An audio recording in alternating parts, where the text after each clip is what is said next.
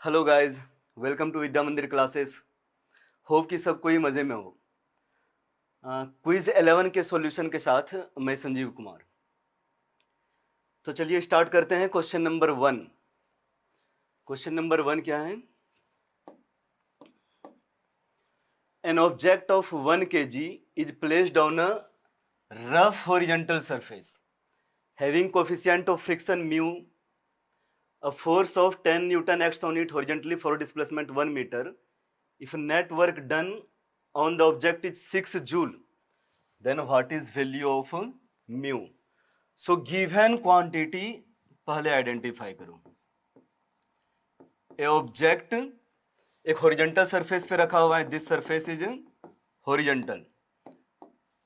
एक फोर्स इस पे एक्ट हो रहा है। कितना का फोर्स एक्ट हो रहा है? Force is equal to 10 Newton.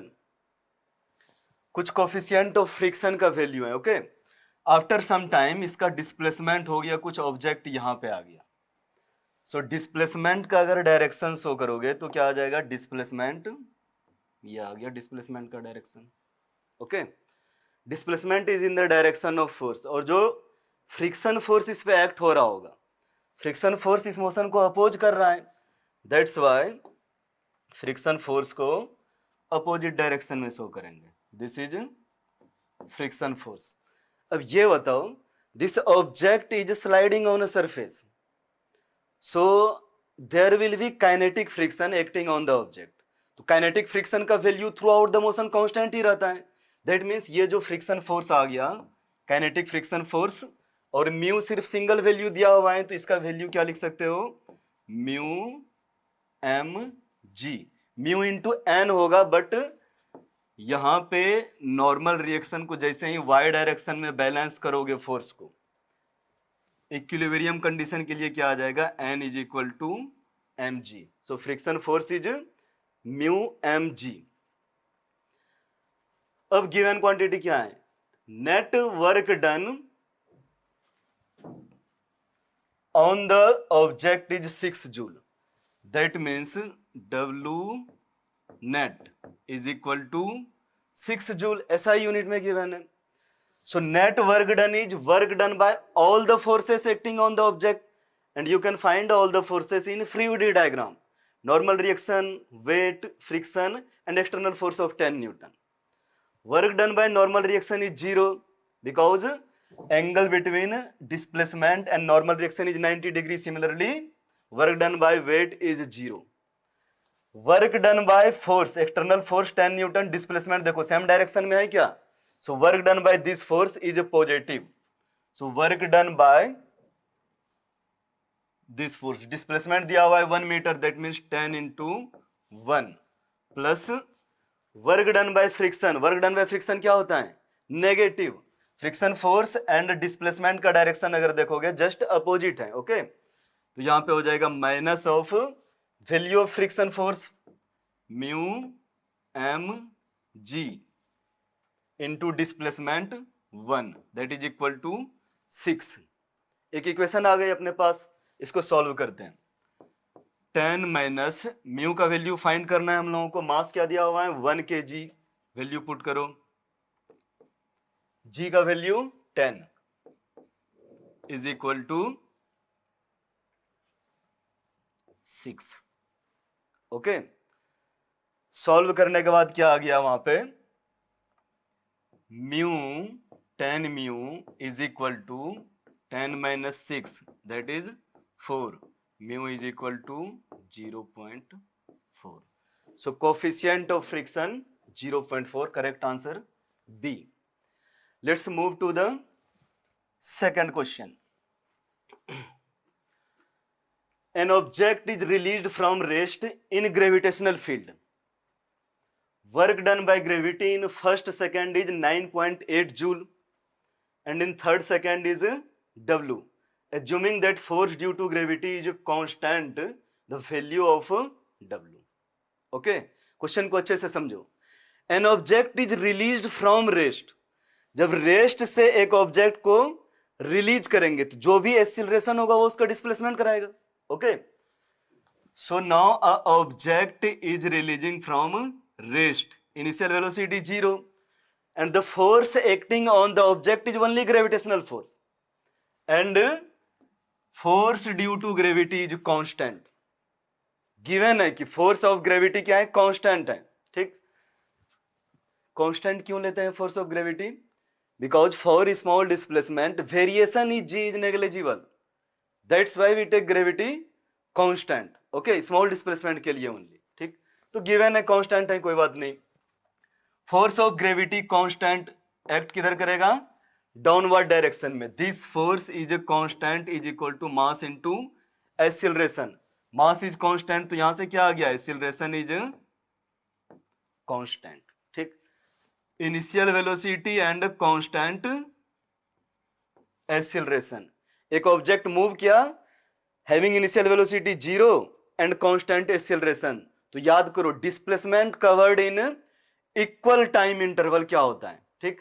Equal time interval ऐसा क्यों? इन्होंने दे के रखा है in first second is 9.8 joule, that means ये object time is equal to 0 यहां पे होगा, time is equal to 1, again time is equal to 2, ये स्केल पे डायग्राम नहीं है, जस्ट समझना, एंड अगेन आ गया टाइम इज इक्वल टू 3। तो टाइम इंटरवल देखो, this is first second, 1 second का interval, this is second one, time interval of 1 second, and this one third time interval of 1 second, okay. Time interval अगर equal रहेगा तो displacement का क्या था ratio, याद करो, the displacement will be in 1:3:5 when object is released from rest under constant acceleration, then displacement will be in the ratio of 1:3:5। अगर ये डिस्प्लेसमेंट यहां पे x आएगा तो सेकेंड में 3x, थर्ड सेकेंड में 5x, okay. This is displacement, और given है work done in first second, तो फर्स्ट सेकेंड में डिस्प्लेसमेंट कितना सा हुआ? x, force due to gravity यही डायरेक्शन में एक्ट कर रहा है, ठीक। So work done in first second जो गिवन क्वांटिटी है, इसको चलो मान लिए W1। Work done in first second is force due to gravity into displacement, value positive रहेगा क्योंकि फोर्स डिस्प्लेसमेंट का डायरेक्शन सेम है, that means 9.8 is equal to force due to gravity into x। ये गिवन है, find क्या करना है हम लोगों को? Work done in third second, और थर्ड सेकेंड में डिस्प्लेसमेंट क्या है? 5x, फोर्स तो सेम ही है ना, okay. So work done in this is W, that means force due to gravity into displacement 5x। Sign positive रहेगा क्योंकि फोर्स डिस्प्लेसमेंट का डायरेक्शन सेम है। So after simplification 5 times of force due to gravity into x, बताओ force due to gravity into x का value क्या है? 9.8। So net work done W is equal to 5 into 9.8। जब multiply करोगे तो क्या आ जाएगा answer? W is equal to 5 into 9.8, that means 49 joule. So correct answer is C। ये था हम लोगों का एक कॉन्सेप्ट को यूज किए 1:3:5। अदरवाइज डिस्प्लेसमेंट फाइंड करके कांस्टेंट एक्सीलरेशन के लिए डिस्प्लेसमेंट फाइंड करके यहाँ का डिस्प्लेसमेंट के साथ वर्क का इक्वेशन लिख सकते हो, उसके बाद फिर ये डिस्प्लेसमेंट फाइंड करके वर्क का इक्वेशन लिख सकते हो, ओके। दोनों से आंसर यही सेम आएगा, बट जो शॉर्टेस्ट है वो हम लोगों को फॉलो करना चाहिए टाइम सेव करने के लिए, okay. So now move to question number 3। अच्छा, ये ग्राफ का क्वेश्चन है, देखो तो पढ़ के। The relation between force and position of a body is as shown in the figure. Force position का ग्राफ दिया हुआ है, यूनिट आइडेंटिफाई करो, फोर्स न्यूटन, पोजीशन मीटर में, okay. The work done in displacing the body from x is equal to 1 to x is equal to 4। Work done is area under F curve, यही होता था ना। Force constant है या variable? Variable force, तो variable force के लिए क्या था? Work done is equal to F D X. Displacement is from x is equal to 1 to x is equal to 4. यही फाइंड करना है. और F D X is the area under curve. याद आया, F D X is the area under curve from x is equal to 1 to x is equal to 4. So हम लोगों को इसका वैल्यू फाइंड करने के लिए क्या फाइंड करना है यहाँ पे, area. That means from x is equal to 1 यहां से x इज इक्वल टू 4 यहां तक. सो दिस वन एरिया, ये ट्रायंगल, अगेन ये रेक्टेंगल. ओके. एक कॉन्सेप्ट और है, एरिया बिलो एक्सिस उसको क्या रखते थे, negative. Area above axis positive. ठीक, जब इंटीग्रेट करोगे तो एरिया का जो भी मैग्नीट्यूड आएगा उस बिलो रहेगा तो उसमें नेगेटिव वैल्यू डाल देना यहाँ के लिए. ओके. सो दैट मीन्स इसका वैल्यू क्या रखेंगे हम लोग, नेगेटिव, और इसका वैल्यू पॉजिटिव जो एबव एक्सिस है. एक बार कैलकुलेट कर लेते हैं. फ्रॉम 1 टू 2, ये एक ट्रायंगल दिख रहा है from 1 to 2. That means minus of half into base 1 into height 8. इसके बाद ऊपर चले जाओ, ट्रायंगल के एरिया बोलो, plus of half into base 1 into height 8. देखो ये height, base 1 and height 8. Okay. उसके बाद ये रेक्टेंगल हुआ है, रेक्टेंगल का area base into height. 3 to 4 जाओगे तो 1 आ गया, base height 8 plus 1 into 8. So ये negative quantity positive quantity cancel हो गया, बचा हुआ कितना है, 8. अब यूनिट आइडेंटिफाई करो. गिवन यूनिट एसआई में दिया हुआ है. Okay. Output unit is SI unit. If input is SI, output will be SI unit. Okay. So correct answer is 8 joule. Now move to fourth question. Okay. हाँ, ये conceptual question है. देखो तो पढ़ो एक बार. The particle moves in 3 dimensional space under the influence of conservative and non conservative forces. Okay.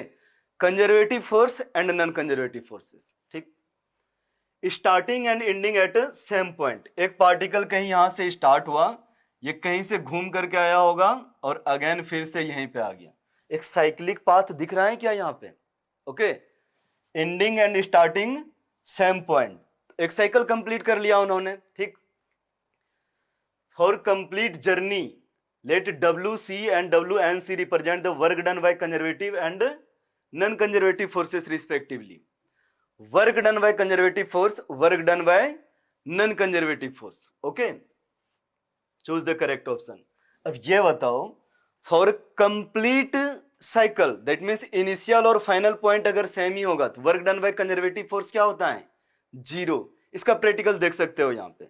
Suppose ये मास है m, इसको थोड़ा सा डिस्प्लेस कर रहे हैं. Now you tell me work done by gravity, mgh negative में, that means minus mgh, because mg downward direction में हो रहा था, डिस्प्लेसमेंट अपवर्ड डायरेक्शन में. अगर इसको फिर से इनिशियल पोजीशन पे ले जाएंगे, देखो mg का जो डायरेक्शन है वही डिस्प्लेसमेंट का डायरेक्शन है. That means work done plus mgh, तो एक आया माइनस mgh प्लस mgh, 0 हो गई work done. So work done by conservative forces on a cyclic path. That means अगर initial position और final position same होगा, work done by conservative force 0. Work done by conservative force 0. That means दो option में दिया हुआ है यहाँ पे. अब आते हैं non conservative force. For non conservative force work done is path dependent.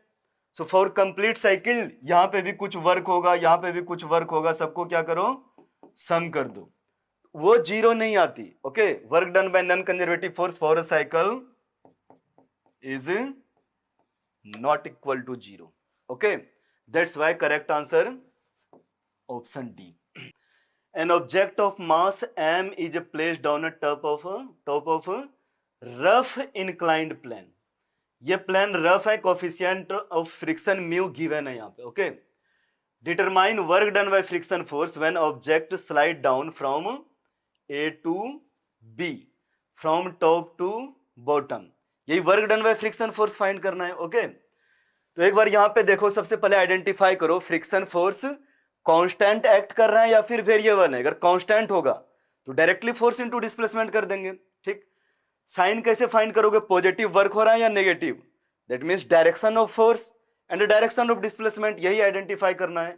यहां पे क्लियरली गिवन है from A to B, direction of displacement, direction of displacement ये आ गया फ्रॉम ए टू बी। इसको डायरेक्ट ऐसे शो कर सकते हो, this is direction of displacement, okay. अब इस पे फोर्स का, फ्रिक्शन फोर्स का डायरेक्शन किधर होगा, डायरेक्शन ऑफ फ्रिक्शन फोर्स, जब इसका स्लाइडिंग टेंडेंसी नीचे की ओर था, फ्रिक्शन फोर्स किधर एक्ट करेगा, अपवर्ड डायरेक्शन में। तो यहां पे जब कोई इंस्टेंट पे ऑब्जेक्ट को ड्रॉ करो, friction force in object will be in upward direction.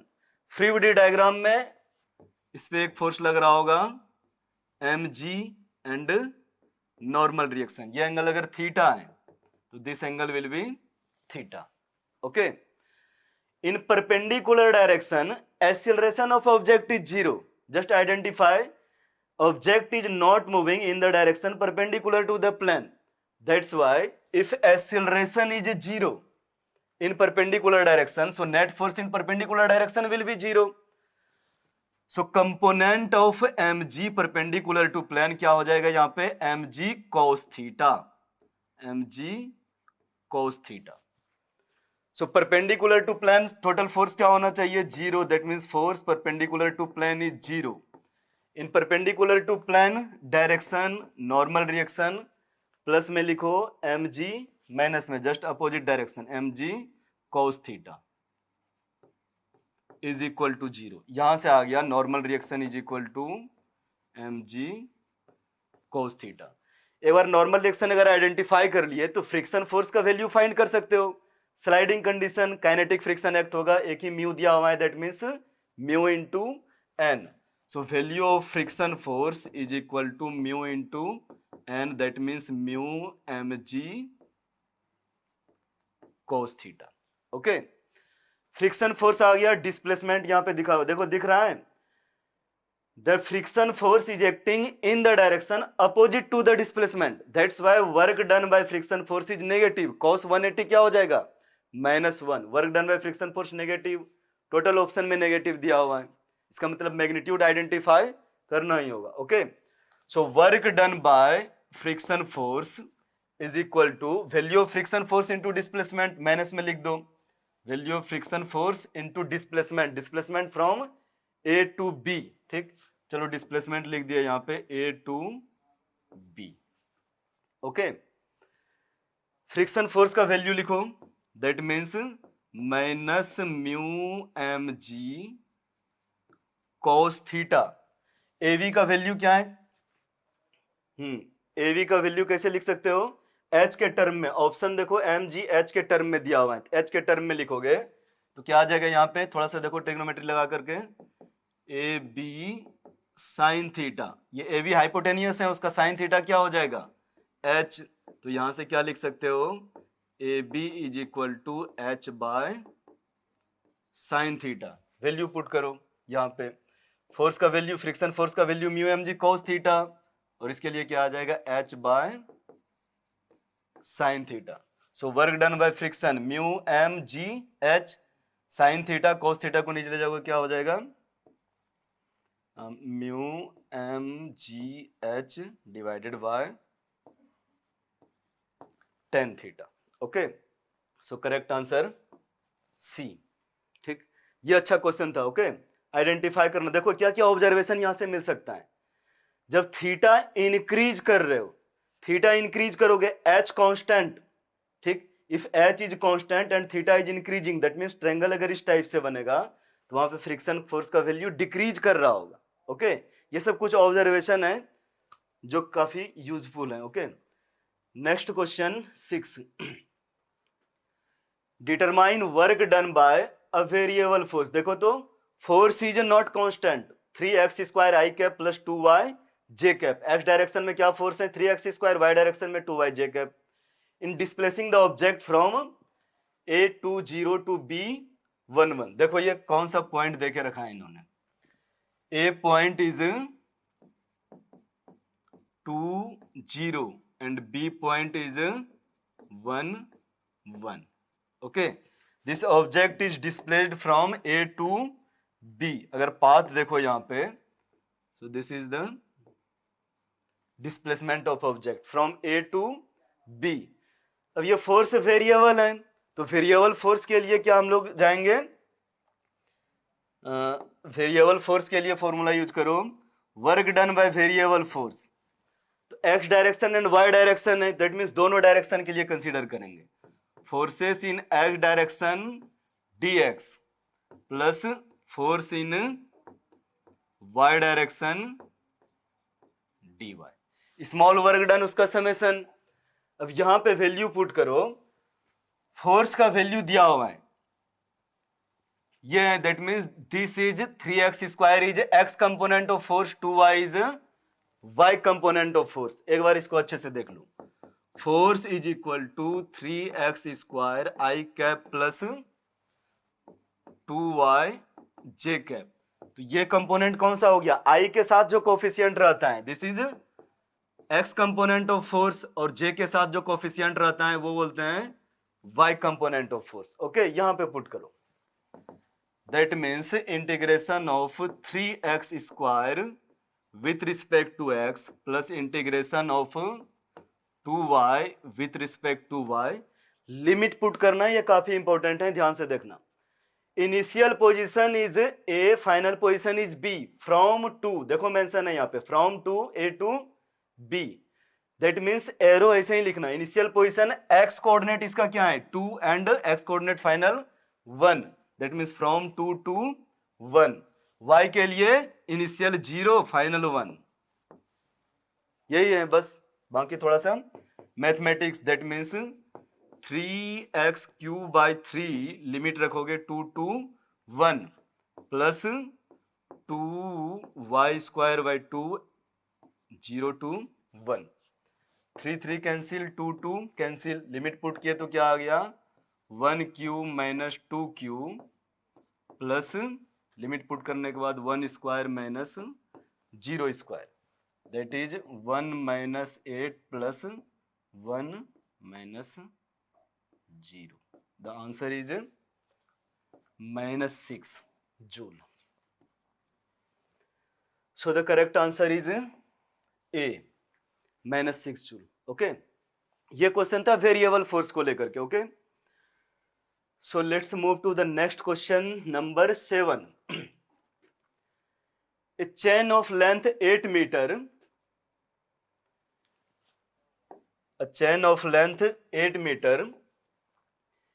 is having uniformly distributed mass 8 kg, is released from rest with 2 meter length hanging off a smooth horizontal fixed table।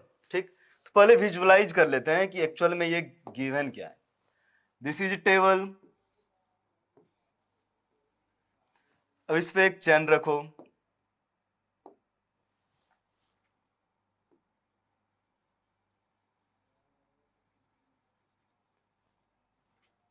Hanging part कितना है 2 metre. Okay, ये initial condition given है। चलो table को थोड़ा बड़ा कर देते हैं। Released from rest, that means this is in rest, ये कॉन्फ़िगरेशन 1 हो गया, इनिशियल कॉन्फ़िगरेशन। ठीक, now the speed of chain when 2 metre length of the chain remains on a table. अब ये चैन का स्पीड क्या होगा किस इंस्टेंट पे, when 2 metre of chain remains on a table. Initially 2 metre was hanging and now 2 metre remains on a table. Just see the configuration, table fix है, इसका level change होगा नहीं। 2 metre of length is remaining on table, ये distance क्या दिया हुआ है यहाँ पे 2 मीटर। बोलो रिमेनिंग चेंज जो होगा वो हैंग कर रहा होगा, that means 6 metre is hanging from table. Okay, इस इंस्टेंट पे इसका कुछ वेलोसिटी है डाउनवर्ड डायरेक्शन में। Okay, so velocity of the chain at this instant is v। ये ले लिए। अब यहां पे एक बात बताना जरा, चैन का एक पॉइंट का अगर कोई वेलोसिटी होगा, जो वेलोसिटी होगा वही इसका वेलोसिटी है, वही इसका वेलोसिटी है, वही इसका, ये भी इस डायरेक्शन में v वेलोसिटी से मूव करेगा। That means speed of all the particle of chain is same. तो एक छोटा पार्टिकल के लिए अगर काइनेटिक एनर्जी लिखो, half into DM into v square. जब टोटल इंटीग्रेट करोगे तो v तो कांस्टेंट है, मास को इंटीग्रेट करने के बाद क्या हो जाएगा, mass m। That means kinetic energy of the chain is half M V square. Mass m is the total mass of chain. आ गया बात समझ में? ठीक, चलो अब हम लोग देखते हैं। दिस सरफेस इज स्मूथ, कोई फ्रिक्शन एक्ट नहीं हो रहा है, तो एनर्जी लॉस कहीं पे हो नहीं रहा है, एयर रेसिस्टेंस सब नेग्लिजिबल रहेगा, तो कुछ दिया हुआ रहेगा। ओके, तो यहां पे जो फोर्सेस एक्ट हो रहा है, टेबल का नॉर्मल रिएक्शन वो कुछ वर्क कर नहीं रहा, ग्रेविटी वर्क कर रही है। इसका मतलब forces doing work is conservative. Conservative force act करेगा तो एनर्जी लॉस हो रहा है क्या, कहीं पे नहीं हो रहा है। तो एनर्जी कंजर्व इजी से करा सकते हो दोनों कॉन्फ़िगरेशन के लिए। This is configuration 2। That means total energy, mechanical energy at configuration 1 is equal to total mechanical energy at configuration 2। That means sum of kinetic plus potential energy. जो formula लिखते हो, क्या लिखते हो तुम लोग, kinetic energy at 1 plus potential energy at 1 is equal to kinetic energy at 2 plus potential energy at 2। यह आ जाएगा। काइनेटिक एनर्जी तो चलो हाफ एम वी स्क्वायर यहां पे रेस्ट में था, तो इसके लिए काइनेटिक एनर्जी 0 है। जैसे ही पोटेंशियल एनर्जी पे आए, इसके लिए रिफरेंस चाहिए। कौन सा पोटेंशियल एनर्जी है यहाँ पे, ग्रेविटेशनल पोटेंशियल एनर्जी, उसके लिए रिफरेंस चाहिए। तो कौन सा रिफरेंस बेटर होगा, कहीं पे भी रिफरेंस ले सकते हो अपने अकॉर्डिंग, लेकिन यहां पे ध्यान देना, रिफरेंस अगर कहीं यहां पे नीचे में लेते हो बॉटम में या कहीं पे भी, तो एक mgh, ये एक्सटेंडेड लेंथ रॉड के लिए जो हम लोग पढ़े थे mgh/2, उसके लिए लिखना पड़ेगा प्लस ये मास के लिए। सो बेटर है एक लेवल जो चेंज नहीं हो रहा है, ठीक, the level of table, that means table surface can be taken as a reference for easy calculation. Okay, so हम लोग यहां पे ले लिए दिस सरफेस इज रेफरेंस, और रेफरेंस में क्या हो जाएगा, यहां पे पोटेंशियल एनर्जी 0। तो जो भी पार्टिकल है यहां पे, ये मास यहां पे है टेबल पे, इसका पोटेंशियल एनर्जी 0 रखेंगे। रिमेनिंग 2 मीटर लेंथ का भी पोटेंशियल एनर्जी 0। पोटेंशियल एनर्जी के लिए चाहिए मास, काइनेटिक एनर्जी के लिए भी चाहिए मास। ओके, सो पोटेंशियल एनर्जी ये वाला पोर्शन का, ये पोर्शन का तो 0 हो जाएगा, क्या मास है पता नहीं। एक बार यहां पे देखो, mass is uniformly distributed, that means 8 metre में 8 kg का मास है, तो मास डेंसिटी क्या हो गया, 1 kg पर मीटर। तो मास, लीनियर मास डेंसिटी यहां पे देखोगे तो वो है 1 kg पर मीटर। ओके, अब ये 2 मीटर लेंथ है तो इसका मास क्या हो गया, 2 kg। 6 मीटर लेंथ है तो इसका मास क्या हो गया, 6 kg। रिमेनिंग मास यहां पे होगा, यहां पे रिमेनिंग मास क्या होगा, ऊपर में 6 kg एंड रिमेनिंग मास यहां पे 2 kg। आ गया टोटल पार्ट का मास। अब इसके लिए जब पोटेंशियल एनर्जी लिखेंगे, potential energy of 6 kg at reference is 0, बच जाएगा पोटेंशियल एनर्जी ये। अब देखो, रिफरेंस से नीचे जा रहे हो या ऊपर, when you move below the reference, then kinetic potential energy is minus mgh for particle, but for rod it's minus mgh/2। Okay, length का हाफ कर देते हैं। ओके, तो यहां पे ये लेंथ फाइंड करो, दिस इज 2 मीटर था टोटल, ये आ जाएगा 1 मीटर। सो पोटेंशियल एनर्जी इसके लिए आ जाएगा mg माइनस में minus mg1 is equal to kinetic energy at 2, that means half mass of chain 8 v square plus potential energy at configuration 2। तो यहां पे लेंथ का हाफ करोगे तो क्या आ जाएगा, 3 metre below reference negative, that means minus of mass 6 kg, 6 g का वैल्यू 10 दिया हुआ है क्या, 10 रख दो, g इंटू H3, ये हो जाएगा L/2। ओके, यहां पे भी ये कंप्लीट मास नहीं होगा, ये कौन सा मास होगा, 2 kg वाला मास। ओके, तो इसको वैल्यू यहां पे रखोगे तो क्या लिखोगे, 2 kg, 2 into G20। Okay, 2 into 10, direct value लिख लिया। थोड़ा सा सॉल्व करो इसको, -20 is equal to 4v² plus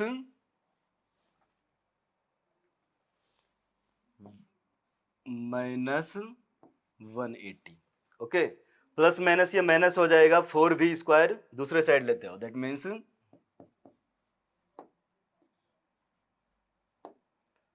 4v² is equal to 180 minus 20, that means 160. So v² is equal to 40 and v is equal to under root 40 metre पर second. इसको जब root से बाहर निकालो तो क्या हो जाएगा, 2√10। सो the correct answer is 2√10, option 1। Okay, ये एक अच्छा क्वेश्चन था, इसको फिर से देखना तुम लोग, ठीक। So question number 8, an object of 4 kg is released from rest from top of a smooth inclined plane. An object is released from top of smooth inclined plane. It compresses the spring having spring constant दिया हुआ है 200 Newton per meter. The energy stored in the spring when the object is in equilibrium. अब देखो इसमें concept क्या use कर रहा है, ठीक। ये इंक्लाइंड प्लेन के साथ में एक स्ट्रिंग, ये स्प्रिंग है। ओके, इस पे मास आ गया, चलो दूसरे कलर से दिखा रहा हूं, मास m, और ये कौन सा कंडीशन है, equilibrium. This mass is at equilibrium.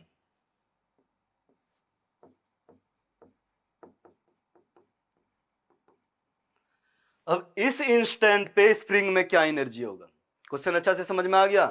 This mass is at equilibrium, when this mass is at equilibrium net force 0, that means forces in any direction will be 0। तो नॉर्मल डायरेक्शन में force का अगर देखोगे component, तो ये तो normal and mg का cos component आ जाएगा। Okay, mg acting in downward direction, this angle theta, this one mg cos theta, और ये कंपोनेंट इसका आ जाएगा mg sin theta. Okay, spring compress हुआ तो ये एक फोर्स लगा रहा होगा, स्प्रिंग फोर्स इस डायरेक्शन में लगेगा kx।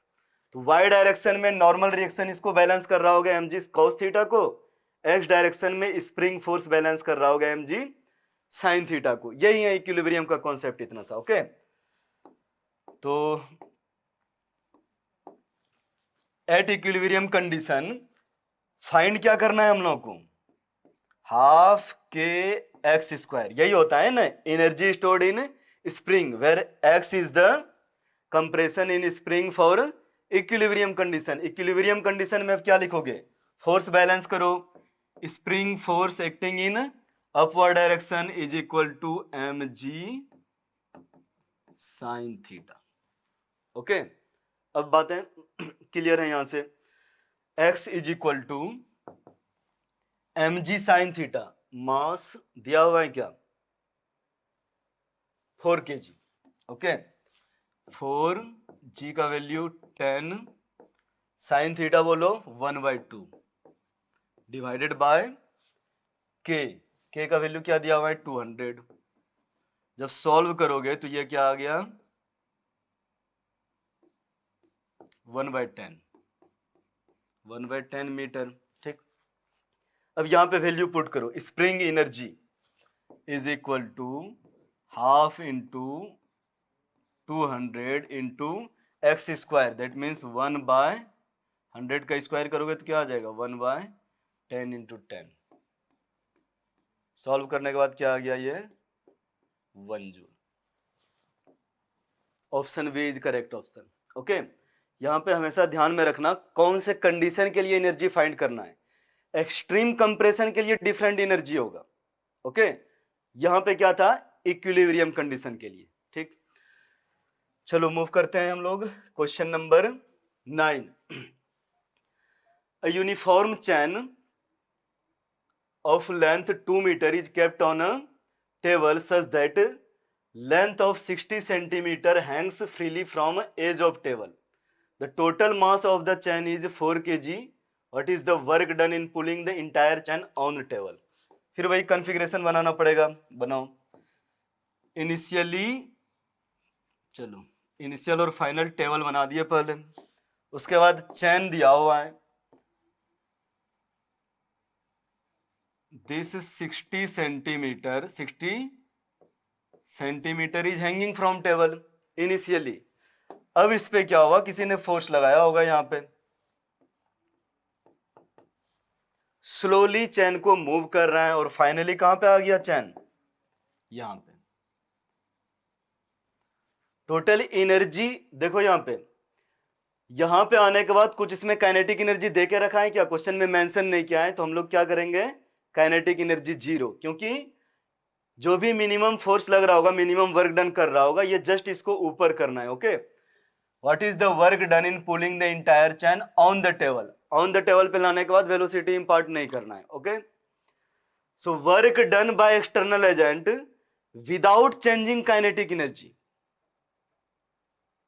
is get stored as a potential energy if there are no non-conservative forces acting. Okay, तो यहां पे डायरेक्ट चाहो तो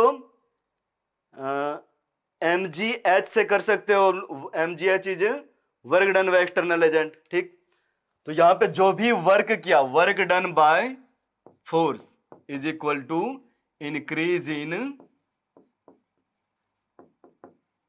potential energy, increase in potential energy, that means potential energy final minus potential energy initial, directly लिख सकते हो। Okay, potential energy final initial. अब reference चाहिए अगेन, तो चलो रेफरेंस हम लोग कहां पे ले लें, अगेन टेबल को ले लेते हैं रेफरेंस, दिस इज रेफरेंस, और रेफरेंस पे एनर्जी क्या लेते हैं, 0।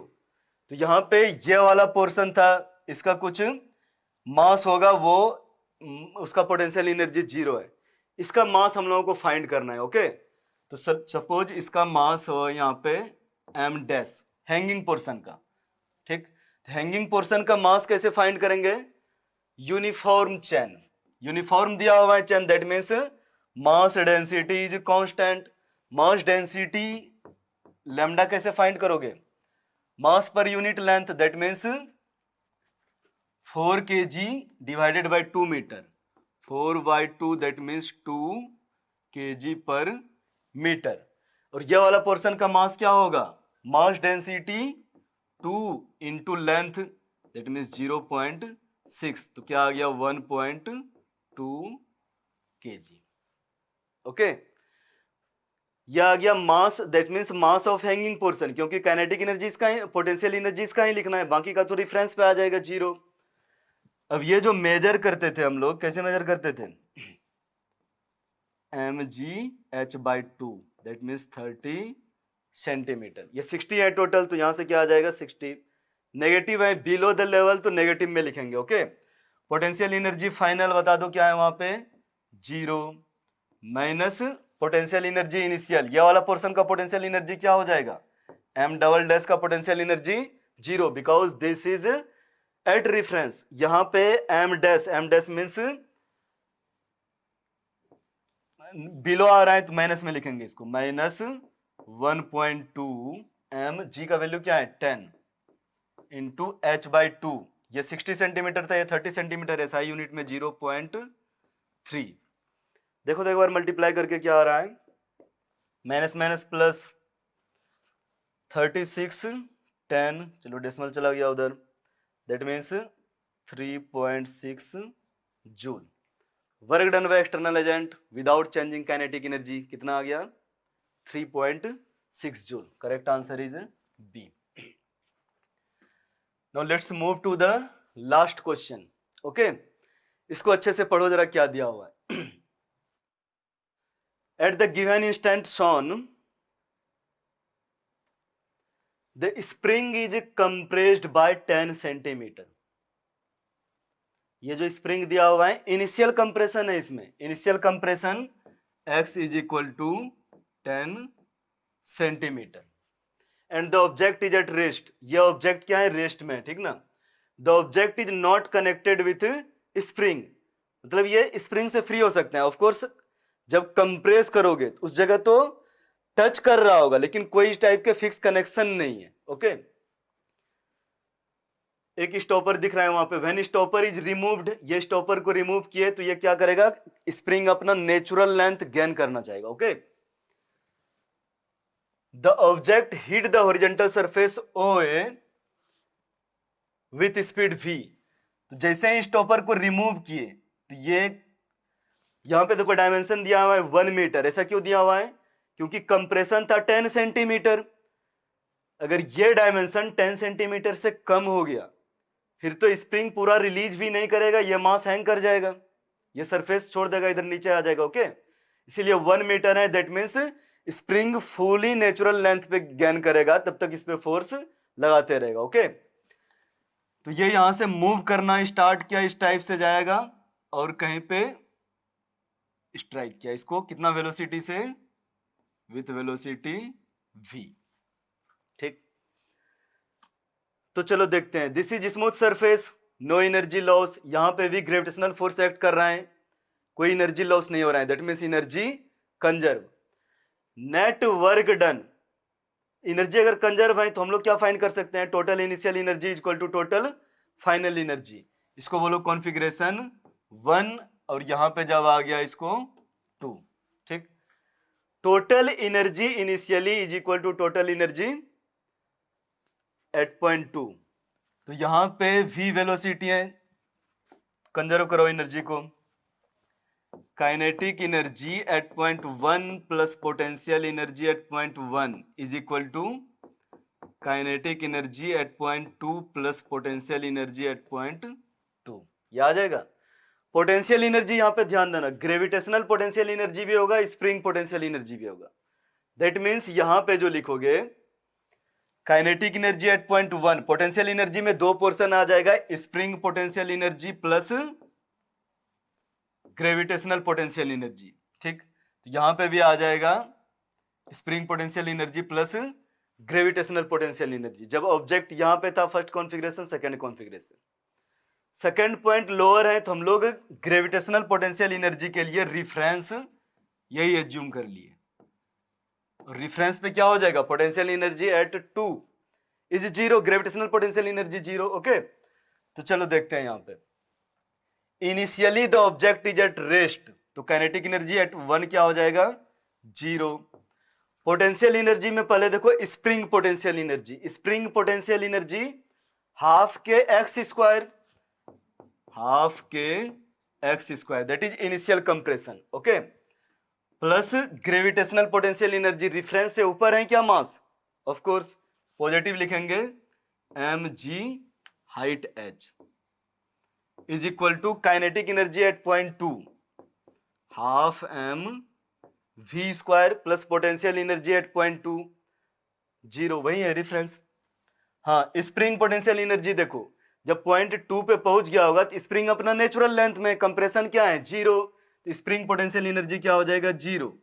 ग्रेविटेशनल पोटेंशियल एनर्जी रेफरेंस पे क्या होता है 0. तो यहां पे 2 से मल्टीप्लाई कर दो, m से डिवाइड कर दो, तो क्या आ गया अपने पास के x square by m plus 2gh is equal to v square. जब वैल्यू रखोगे के एक्स स्क्वायर बाय m, चलो एक बार वैल्यू रखें, k is given as 2000, x का वैल्यू 10 सेंटीमीटर, SI यूनिट में क्या हो जाएगा 0.1 मीटर, स्क्वायर करोगे तो क्या हो जाएगा 0.01, के x square divided by mass 0.2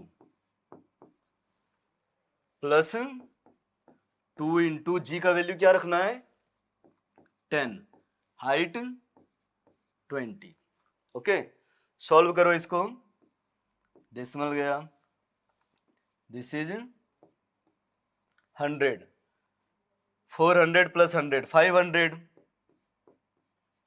v square is equal to 500, v is equal to 10√5 metre पर second. So the correct answer is option C, 10√5। So hope ये क्विज अटेम्प्ट किया होगा सभी ने। कुछ क्वेश्चंस इंटरेस्टिंग था, कुछ क्वेश्चन बेसिक लेवल का था। ओके, तो चलो नेक्स्ट क्विज होगा क्वेश्चन, ये क्विज 12 सेम चैप्टर से, उसको भी अटेम्प्ट करना। ठीक, चलो थैंक यू, मिलते हैं नेक्स्ट क्विज में।